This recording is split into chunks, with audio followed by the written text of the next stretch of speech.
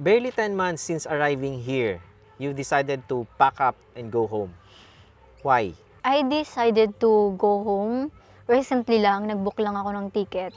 Kasi nung totally wala na talaga akong trabaho, na-realize ko na umuwi na lang. Kung iisipin ko, hindi ko na talaga kakayanin.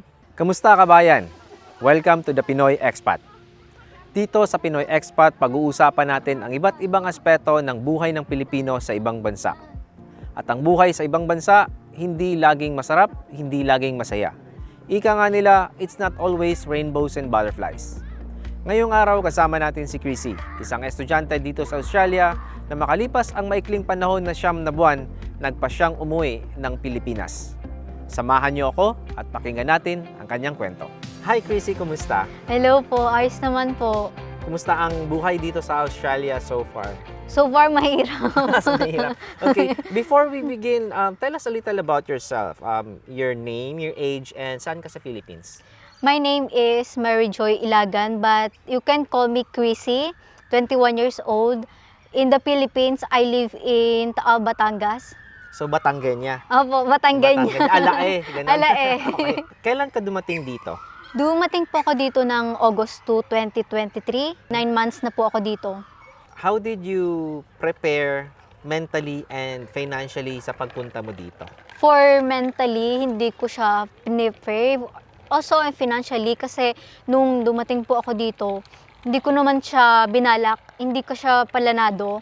So, bali, nung dumating na ako dito, medyo nahihirapan po ako, both emotionally and financially. So, ano ba yung entry mo? Did you come here on a student visa? Yes, I came here in student visa holder nung August 2, tapos po until now nag-aaral ako and also nagtatrabaho. So, yung course mo ba dito, is it related to your profession or your course sa Philippines? No, certificate in kitchen management yung course ko dito. Pero in the Philippines, nag-aaral po ako sa PUP, Bachelor of Arts in Broadcasting. So, medyo malayo. Sobrang malayo po. Sobrang layo, hindi medyo, malayo. Talaga. Apo, kasi hindi ko naman din po naranasan magtrabaho sa Pinas ng related sa course ko dito. So medyo talagang, sobrang nahirapan po ako mag-adjust dito, lalo na't wala naman po akong family dito. So, hindi ka nakapag-prepare emotionally, mentally. Paano ka nakapunta dito? Like, yung sa expenses, I mean, like, yung sa tuition, yung sa visa fees, paano nangyari? Hindi rin kasi po alam ng family ko na nag-a-apply po ako dito. So, habang nag-study po ako sa Manila, sa PUP, nag-a-apply na po ako bilang student visa dito. Then, hindi ko alam na mag-grant yung visa ko. For financially, meron po akong educational insurance sa Philam Life. Then, every semester ng pasok ko dun sa college, nakukuha ko siya, pumapasok siya sa bank. Tapos yung mga naiipon ko po na pera, ayun yung pinagsapalaran ko papunta dito. So bale, nung nalaman lang nung family ko, nung nasa kalagitnaan na po ng apply ko. So emotionally, mentally, at saka financially, sarili ko lahat siya. Hindi ako humingi ng tulong sa parents ko. So bale, sobrang nahirapan talaga ako. So, nagulat na lang sila na, surprise, I'm going to Australia, ganun. Yeah, opo, kasi nalaman nila, sa kalagitnaan, nagme-medical na po ako. Kumbaga, nagka-conflict lang yung medical ko. Saka ko sinabi sa bahay na, nag-a-apply ako ng student visa sa Australia. Yung pera na ginamit ko is yung pera na dapat pang paaral ko sa PUP. Kasi po, ayun nga po, second year college ako, umalis ako ng PUP. Pumunta ako dito ng Australia. So, hindi ka talaga, hindi mo talaga sila in-inform. Ano yung reaction nila nung sinabi mo? Anong sinabi nila na, oh my God, you're going to Australia? Yeah, wala po. Parang wala silang reaction kasi nung nalaman ko nung nag-a-apply ako April, yung kapatid ko, paalis naman siya ng Italy April din. So, on the process ng visa ko nung April, umalis nung kapatid ko, wala silang alam. Nalaman lang nila is May. Then, July, nag-grant po yung visa ko. Then, August, umalis na ako. Wala silang reaction. Kaya hanggang ngayon, parang may doubt sa puso ko na magsabi sa kanila na, nahihirapan ako dito. Kasi, hindi naman nila ako pinilit na pumunta dito. Sarili kong desisyon. So, nahihirapan po akong mag-open up sa family. And looking back now, would you say na tama ba na desisyon na hindi ka nagsabi sa kanila na ito yung plano mo, ito yung ginagawa mo? Sa family ko kasi sanay na ako na parang nagdedesisyon ng sarili ko po. Mhm. Kasi nung junior high school pa lang ako, working student na po ako. So yung mga na-earn ko na money, yun po yung pandagdag ko na ginamit ko dito. Pero nung nakarating na ako dito, sobrang nahirapan po ako. So parang nagsisi ako kung bakit hindi ko muna tinapos yung course ko sa Pilipinas. And nagsisisi ka rin ba na hindi ka humingi ng tulong sa kanila or any Hindi po, kind of support? hindi. So you're okay ka lang. Nahihiya kasi po akong tumawag sa parents ko sa Pinas dahil matatanda na sila. Kalagitnaan ng course mo, you're 21, second year ka, what motivated you to come to Australia in the first place?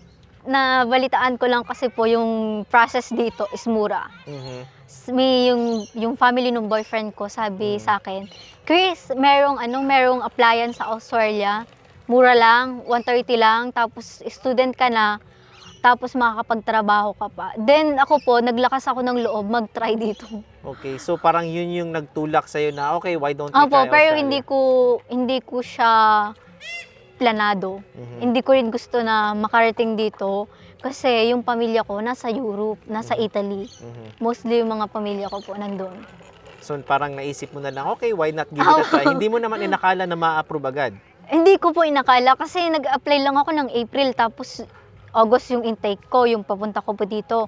July, nag-grant po ako. So sabi ko, kung siguro will ni Lord, bakit nag-grant yung ko dito, yung visa ko? What were your expectations for coming to Australia? Ano ba yung mga initial mo na parang ini-expect na, okay, ganito yung mangyayari sa akin or ganito yung mga madadatnan ko? Did you have any expectations? Anything? Yung expectation ko, akala ko pag nandito na sa Australia, yung at the age 20, parang gusto ko yung umaura-aura, gano'n. Yun yung expectation ko na, na baka mas maganda yung mga mapupuntahan na lugar, gano'n. Tapos yung reality, ibang-iba po talaga. Mas, talagang lagi ko po sinasabi na mas masarap yung buhay sa Pinas. I mean, on that perspective, yes. So, Yeah, kasi sobrang. parang hindi ka, like you said, hindi Hindi ka ka prepared talaga. Oo. Now, yung sinabi mo na ang expectation mo, umaura-aura, makapag-travel, see places, saan mo to nakita? Ano yung nagbigay sa iyo ng idea na ito yung mararatman mo? Opo. Oo. Kasi Australia to, isa sa pinakamagandang bansa din to. Kaya yung mga tao na na nakakausap ko, sobrang swerte mo kasi Australia yan, maganda diyan. Magtiyaga ka. Ayun po yung kadalasan na na naririnig ko tuwing may mga nakakausap ako. Kaya yun po yung naging perspective ko din na masarap yata yung buhay kasi unang international yung experience ko po is talagang Australia lang po. Kahit yung mga travel, Australia yung pinakauna ko pong flight. So first na outside of the country na flight talaga. Opo. So how was your life like here during the first few months nung pagdating mo? For my first few months, pagdating ko po is dahil nga hindi ako prepared sa financially, yung dala ko lang is 50,000 pesos. So, bale, 2 months po ako nag-rent. Yung rent ko is 130. Naubos yung rent ko sa 2 months po na yon. Then, hanggang sa nag-church po ako, minamit ako na family na nagpatira po sa akin. Then, until now, doon pa rin po ako tumitira. 7 months na po ako halos na nakatira sa kanila as for free.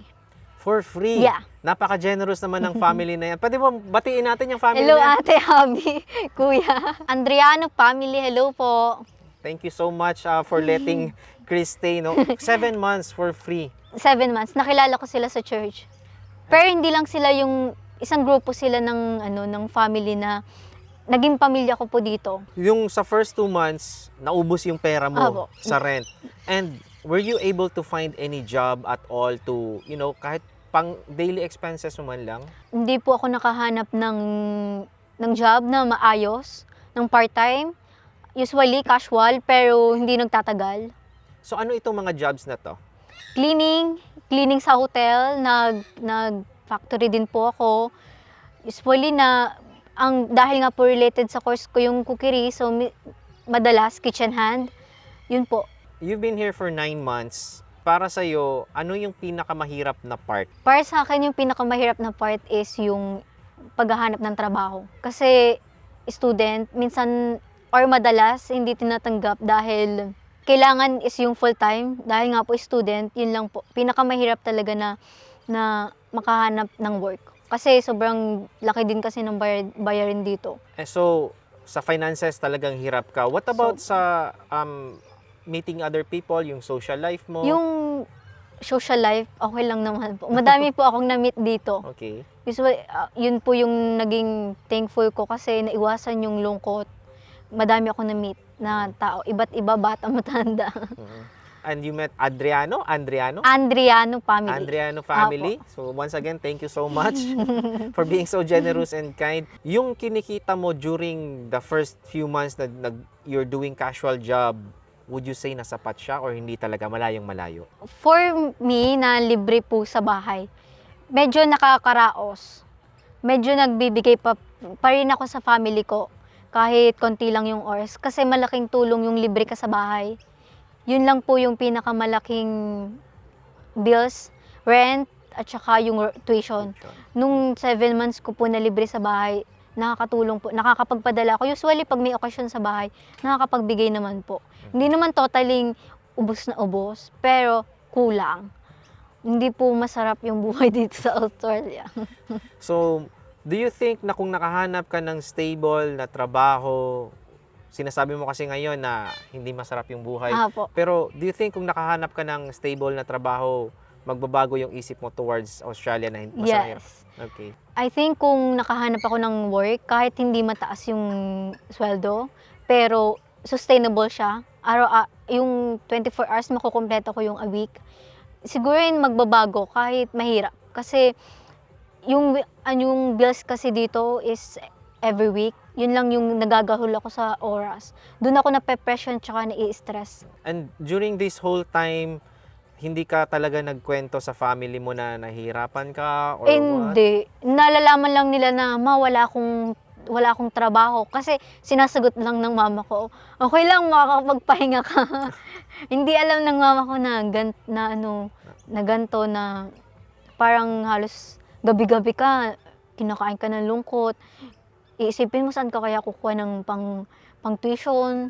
Yun po, hindi nila yun alam. Ang alam lang nila is wala akong stable na job. Ano yung worst experience mo when looking for a job? Yung mga Pinoy na nag-aalok sa akin ng cleaning, binayaran lang ako ng $60 for 8 hours. $6.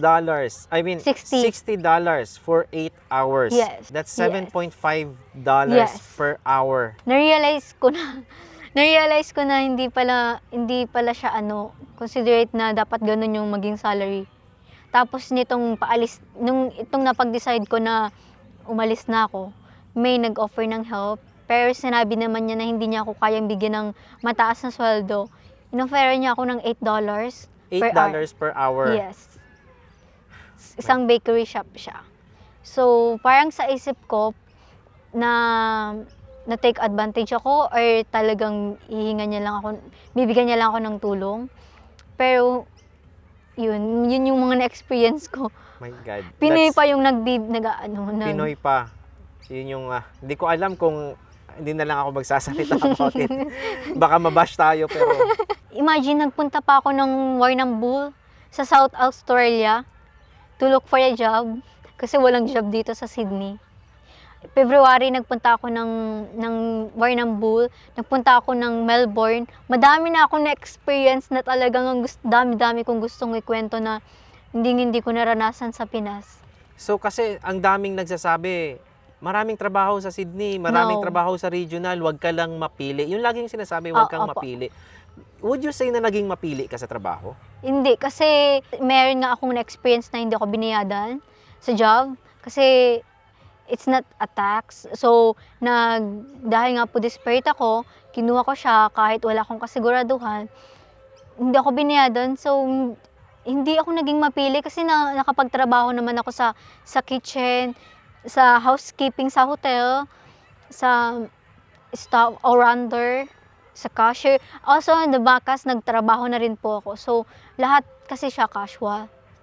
Mahirap yung, okay lang po sana kung yung job is part-time. Meron kang siguradong schedule. Pero kasi casual siya, so hindi mo alam kung kailan ka tatawagan. Apo. Ganon. Madalas, kung na-experience dun sa matagal ko na job, yung umabot sa akin ng 8 months ko na job, minsan a week, 8 hours lang ako nag-work. So, malaking tulong talaga na libre yung rent ko. Siguro kung hindi siya libre, matagal na akong umuwi talaga. Barely 10 months since arriving here, you decided to pack up and go home. Why? I decided to go home. Recently lang, nag-book lang ako ng ticket. Kasi nung totally wala na talaga akong trabaho, may tumatawag for trial and interview, pero wala talagang stable na job. Na-realize kong umuwi kasi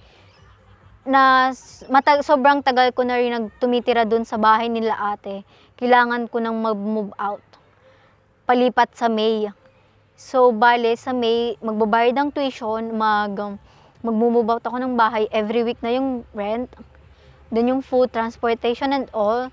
Na-realize ko na umuwi na lang. Kasi, kung iisipin ko, hindi ko na talaga kakayanin. Right. Para magtatrabaho na lang ako na magtatrabaho para to pay bills. Eh kung sa edad ko po na 21 years old, madami pang opportunity na pwede kong itry, lumipat ng bansa o ituloy yung college ko sa Pinas. Pwede ko po siyang itry. Pero as of now, na-decided na akong umuwi kasi for financial. Kasi halos lahat ng student dito, siguro sumusubok din sa financial problem. So, kanya-kanya na lang kung paano nila kayang dalhin yung problema nila. How hard was it for you to make that decision na umuwi na? Sobrang hirap kasi madami ako naririnig na huwag ka nang umuwi, magtiyaga ka na muna. Kasi magtsatsaga ka ng 2 years, then after naman ng pag-graduate mo, may chance ka na maging PR, ganon. Hindi kasi nila alam yung hirap. Hindi nila alam yung suffer ng emotional depression na realize ko, na-feel ko, lalo at living alone here in Australia is so hard. Paano mo sinabi sa family mo back home na uuwi ka na? Tsaka paano sila nag-react? Yung mama ko kasi yung kausap ko.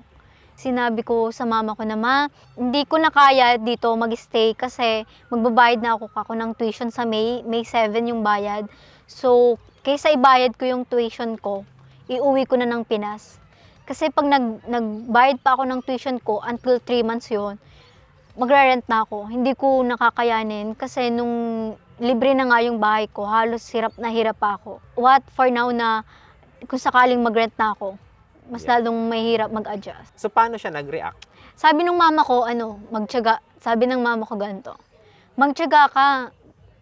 Kasi pag umuwi ka sa Pinas, wala kang gagawin.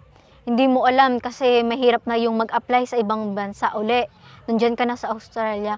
Kung kulangin ka, pwede ka namin padalhan, pwede ka namin ipangutang. Yun yung sinabi ng mama ko. Pero sa side ko kasi is ayoko nung humantong sa point na magkanda utang-utang. Yun yung side ko, yun yung naging side ko, kaya pinili ko na umuwi na. Kasi madami akong kakilala, madami akong classmate na pinapadalhan pa ng pamilya nila galing Pinas. Pero para sa akin, hindi ko siya inano sa sarili ko na hihingi ako ng pera sa Pinas. Kasi gusto ko ako yung magbibigay sa kanila. Hindi sila yung magbibigay sa akin. So, dahil matatanda na yung parents ko eh. So, nakakain na po, ba't ang ganyan na po talaga. Nahirapan po ako. Yun yung nag-decide sa akin na ayokong humingi sa kanila. Sinabi ko na umuwi na lang. What if sabihin natin, miraculously, bukas, biglang may mag-offer sa'yo ng $25 per hour na trabaho for 24 hours sa isang linggo, yung maximum talaga na pwede sa estudyante, tatanggapin mo ba siya? And magbabago ba yung isip mo regarding sa pag-uwi? Depende. Depende kasi kung sigurado yung job na consistent siya, hindi agad ako matatanggal, magbabago yung isip ko. Kasi lately po, may mga nagtumutulong sa akin na nagbibigay ng trabaho. Ang sagot ko po is hanggang kailan. Kung consistent ba na magtatagal ako ng job na 'yan. Kasi baka yun yung na-experience ko sa Vietnamese, eh. Magtatrabaho ko ng 1 week, 2 weeks, tatanggalin na. Yun yung mahirap sa akin. Kasi yung bayarin dito hindi tumitigil. So, dapat consistent yung job. Yun po yung lagi kong sinasabi na if yung job na makukuha ko, magtatagal siya, mag-stay po ako dito. Pero ang hirap na 1 week ka lang, tapos after that 1 week, Wala na maghahanap naman ka na trabaho. naman. Yun po yung Yun mahirap. yung mahirap. Yung maghahanap ka na naman uli, Yun back to tal- zero opo. yung effort and everything. Parang sa 9 months ko dito, parang lagi akong kadadating ko lang. Lagi akong nag-a-adjust. Laging naghahanap ng trabaho. Lagi naghahanap ng trabaho. Hindi nga, parang hindi ko naranasan dito yung Umaura. umaura. Hindi ko naranasan yung lagi ako naka-black shirt and black pants. Kasi yun ang laging uniform sa Sa trabaho. Yes. Opo. Naging losyang. Naging Nalosyang dito. nawala na yung pag-aura, naging lotion. What do you plan on doing pag uwi mo sa Pilipinas? Wala pa talaga. Pero iniisip ko kung papalarin, ang hanap ko is yung trabaho talaga or kung may side naman po sa akin na bumalik na lang muna sa college. Pero iniisip ko, nakapag-start na ako ng work. So, mas masarap na kumita ng pera.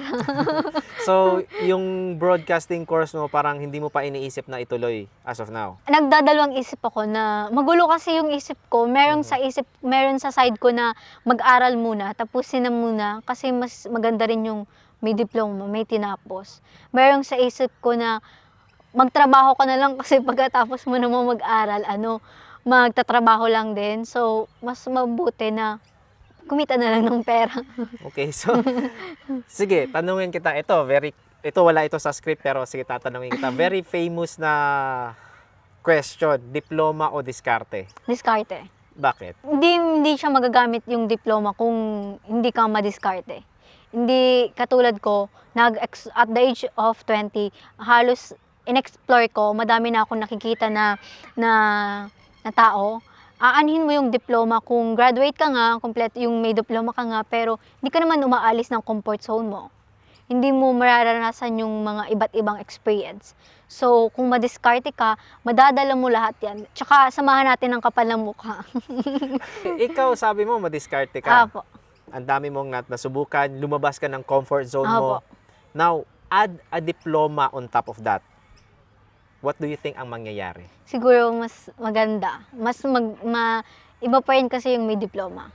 Iba yung tingin sa'yo ng tao pag tapos ka ng college, pag meron kang degree holder. So therefore, diploma at diskarte. Ay, apo. Hindi yung diskarte lang, hindi yung diploma lang. Pero kung papipilian ako na kung sa diskarte or diploma, kung meron chance na kung may way na hindi ko muna tapusin kasi kailangan kong dumiskarte para kumita ng pera, isasantabi ko muna yung diploma. Kasi mahirap yung buhay. Okay, that's true. If given an opportunity in the future to go back to Australia, maybe as a tourist or student uli or working, babalik ka ba? Yes. Bakit? Anong meron sa Australia? Maganda sa Australia kahit mahirap. Pero kung will ni Lord na bumalik ako dito, hindi na student. Hindi na ako babalik ng student dito. Pero maganda talaga yung Australia. Kasi being alone here in Australia, tahimik, hindi masyado nakakatakot. Yun yung na-realize ko dito. Hindi delikado. So, magandang mag-stay. Would you try living somewhere else as an expat? Maybe, like you said, sa Italy, sa Yeah. Europe. Would you? Yes, kung hindi na ako mabigyan ng chance dito. Sabi ko nga po kanina, marami naman akong pwedeng i-try na hindi na ako student. Kung bibigyan ako ni Lord ng chance na mag-grant yung visa ko as working visa sa Italy, doon na muna. Santabi ko na lang yung Australia pag residency na ako doon sa Italy. Madami naman pong chance na pwedeng puntahan. May iniisip ko Dubai for work lang. Gusto ko lang kasi po is yung work. Isasantabi ko muna yung pag-aaral kasi sobrang hirap pag nag-aaral ka tapos nag-tuition. Pag nag-aaral ka tapos nagtatrabaho. So mahirap din siyang pagsabayin. Mahirap po talaga. Hindi siya mahirap sa pag-aaral, mahirap yung bayarin. Ay, yung bayarin. Okay. Opo. Tuition, tapos trabaho, parang mabigat. Okay. Mabigat. Knowing what you know now, what would you have done differently kung uulitin mo yung journey mo coming here to Australia? Siguro tatapusin ko po muna yung course ko sa Pinas Mhm. para mas malaki yung chance na makapaghanap na ako ng trabahong mas maganda. Sasantabi ko muna yung Australia. And maybe come here on a working visa Opo. right away. So what is the biggest lesson for you in your 9 months here in Australia? Mas naging strong ako. Mhm. Mas kaya kong i-handle yung mga struggles. Mas pinalakas ako ni Lord, lalo pinalapit pa ako ni Lord sa Kanya.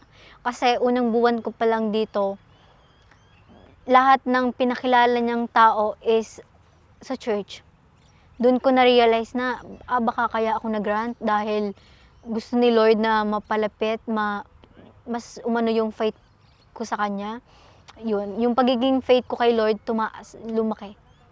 Mas So- nagtiwala ako sa Kanya nung nandito na ako So dito ka maging mas malapit kay kay Papa Lord. Jesus Ay, opo. nung nandito ka na-discover mo ng hirap. Ano ang maya-advise mo sa mga nagbabalak pa lang na pumunta dito sa Australia on a student visa? Be financially stable. Huwag niyong gawing priority yung trabaho dito. Gawin niyo lang siyang second priority, pero kailangan pag pumunta na kayo dito, financially stable na kayo. Kaya niyong mawalan ng trabaho. Kaya niyo lahat na na masustain from the Philippines bago kayo pumunta dito. Kasi kung aasahan niyo yung trabaho dito, tapos pambayad lang ng bills, magpapadala pa sa Pilipinas, mahihirapan kayo. So kung pupunta kayo dito, dapat financially, emotionally, na preferred dapat. Okay. Any last words para sa ating viewers or anything that you want to say? Maybe you want to say sa host mo, sa family na nag-host sa iyo, sa friends mo, to anyone Okay. before we end our episode. To Australia, thank you for giving me a chance na mag-stay sa'yo for 9 months. Sa mga taong nakilala ko dito, nakasama ko, lalo na kina ate at kuya na nagpa-stay, sa mga family ko sa church, thank you po sa inyo na dadalhin ko kahit saan yung mga struggles, mga pagsubok na naranasan ko dito at hindi ko kayo makakalimutan. Kay Tito Icon na nag-invite for me to share my story, thank you po. Sana hindi kayo madala. Invite niyo pa po ako ulit ako Ay, okay. pag nasa Pinas na po kayo. Oh, pag nasa Italy ako at andun ka rin, invite kita Opo. ulit. Mhm. At dun sa mga student na susubok na pumunta dito, pag-isipan nyo kasi yung pinakamadali dito is yung pag-a-apply, pag-ready ng processing. Pinakamura na yung processing fee na nagagastos, pero pagdating nyo dito, ito na yung pinakamahirap na mararanasan nyo, yung pagsubok. Yun lang po. Thank you so much, Chrissy. Thank you for your time and thank you for gracing us with your presence and sharing us your story. You're 21 years old, like you said, ang daming opportunities para sa'yo. Maybe in other countries, maybe sa Philippines. Only God knows and the universe knows kung what's next for you. Thank you so much once again. Thank you so Guys, much. Chrissy. So that's it, guys. Thank you for watching us. Thank you for staying here with us for another episode of the Pinoy Expat. My name is Icon, and see you on the next episode.